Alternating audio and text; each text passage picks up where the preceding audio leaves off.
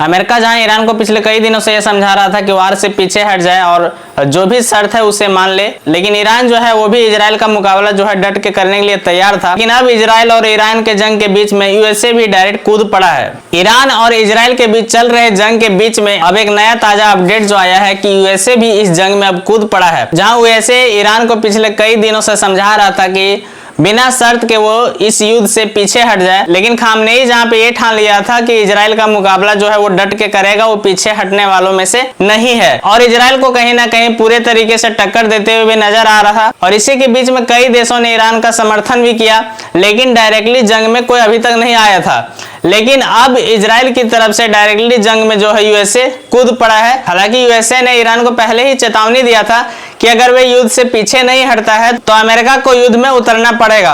और अब ट्रंप सरकार ने यह फैसला ले लिया है और ईरान पे डायरेक्टली अब वार करना शुरू कर दिया है, जहां ईरान ने यह कहा था कि परमाणु हथियार जो है वो हमारा अधिकार है। अब जब यूएसए ने इजराइल पे हमला किया है तो इसी के बीच में हिजबुल्लाह के प्रवक्ता ने कहा है ईरान एक मजबूत देश है और वह खुद का बचाव करने में सक्षम भी है।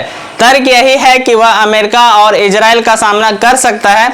उन्होंने यह भी कहा कि हिजबुल्लाह सीज फायर के बाद से सहमत सभी मामलों के लिए प्रतिबद्ध है। इजराइल की ओर से ईरान पर हमला किए जाने के बाद मध्य पूर्व क्षेत्र में तनाव लगातार जो है वो बढ़ता जा रहा है। कई अंतर्राष्ट्रीय प्रतिबंधों का सामना करने वाले ईरान जो है मजबूती के साथ इजराइल को जवाब भी दे रहा है, लेकिन कई वरिष्ठ सैन्य अफसरों और कमांडरों के मारे जाने के बीच अब इस जंग में अमेरिका भी कूद गया है और इसने ईरान के 3 परमाणु ठिकानों को तबाह करने का दावा भी किया है। ईरान के लिए एक और झटके की खबर है। ईरान समर्थित संगठन हिजबुल्लाह ने अमेरिका के हमले के बाद जंग में कूदने से डायरेक्ट इनकार कर दिया। हालांकि हमास ने अमेरिकी हमले को ईरानी संप्रभुता का खतरनाक उल्लंघन करार दिया है। फिलिस्तीन के कई संगठनों ने अंतर्राष्ट्रीय परमाणु ऊर्जा एजेंसी IAEA द्वारा निगरानी की जा रही ईरानी परमाणु ठिकानों को निशाना बनाकर किए गए अमेरिकी हमलों की कड़ी निंदा की है। गुटों ने इस हमले को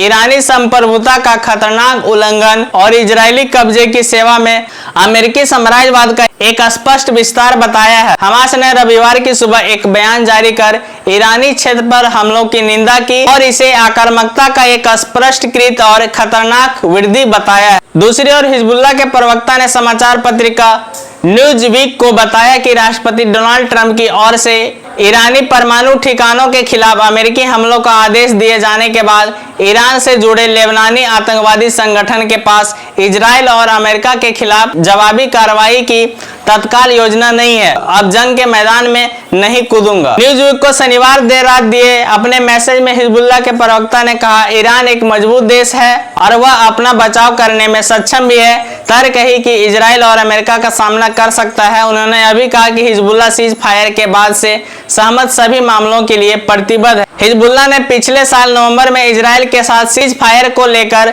तब एक समझौता किया जब फिलिस्तीन के हमास की ओर से इजराइल के खिलाफ किए गए एक अप्रत्याशित हमले के ठीक 1 साल बाद गाजा क्षेत्र में खूनी संघर्ष बहुत तेज हो गया था और ईरान समर्थित यह संगठन भी इजराइल के खिलाफ जंग के मैदान में उतर गया था। इजराइल और हिजबुल्लाह संघर्ष शुरू होने के बाद से ही एक दूसरे पर सीज फायर का उल्लंघन करने का आरोप लगाता रहा है। इजराइल डिफेंस फोर्स यानी कि IDF ने हाल के दिनों में यह कहते हुए खुफिया जानकारी से पता चला कि हिजबुल्लाह फिर से अपनी क्षमताओं को मजबूत करने की कोशिश में लगा है।